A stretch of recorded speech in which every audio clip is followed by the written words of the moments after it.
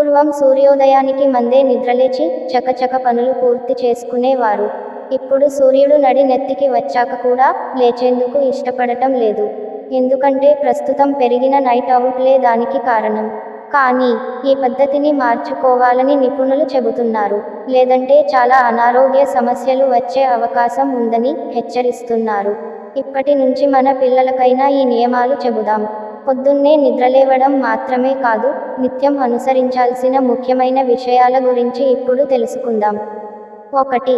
సూర్యోదయానికి ముందు నిద్రలేవాలి. సూర్యోదయానికి ముందు బ్రహ్మముహూర్తం అంటారు. బ్రహ్మముహూర్తంలో నిద్రలేవడం అలవర్చుకోవాలి. బ్రాహ్మి అంటే సరస్వతీదేవి. మనలో బుద్ధి ప్రబోధం చెందే సమయం కాబట్టే దానిని బ్రాహ్మీ ముహూర్తం అని పిలుస్తారు. ఈ ముహూర్తాన్ని పూర్వం గడియలలో లెక్క పెట్టేవారు. గడియ అంటే 24 నిమిషాలు అని అర్థం. ఓ ముహూర్తం అంటే 2 గడియల కాలం. అంటే 48 నిమిషాలు. సూర్యోదయానికి ముందు వచ్చే ముహూర్తాల్లో మొదటిది బ్రహ్మముహూర్తం. హిందూ ధర్మశాస్త్రాల్లో ఈ ముహూర్తం గురించి ప్రస్తావన ఉంది. ప్రకృతి కూడా బ్రహ్మ ముహూర్తంలోనే చైతన్యంగా ఉంటుంది. ఈ సమయంలో వాతావరణంలో సానుకూల శక్తి ఉంటుంది.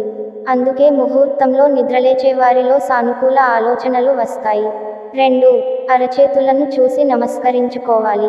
నిద్రలేచిన వెంటనే చాలామంది చేతులు చూసుకుంటారు. ఇది చాలా మంచి అలవాటు అని చెబుతారు పండితులు. ఎందుకు అనేది ఈ శ్లోకంలో వివరించారు. కరాగ్రే వసతే లక్ష్మీ కరమధ్యే సరస్వతి. కరములే స్థితాగౌరి ప్రభాతే కరదర్శనం. కరాగ్రే వసతే లక్ష్మి, అరచేయి పైభాగంలో శ్రీ మహాలక్ష్మి. కర మధ్యే సరస్వతి, చేయి మధ్యభాగంలో సరస్వతి.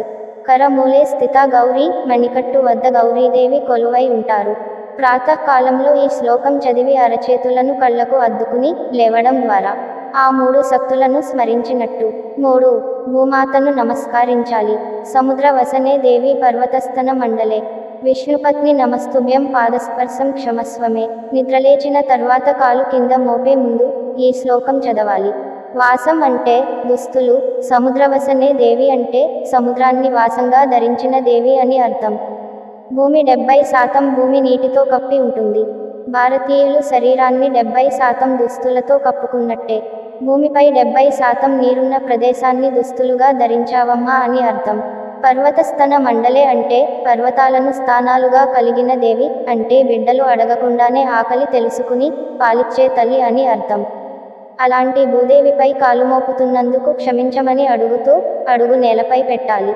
4. సుమంగళ ద్రవ్యాలు చూడాలి. చాలామంది నిద్రలేవగానే, వివాహితులు అయితే మంగళసూత్రం తీసి కళ్లకు అద్దుకుంటారు.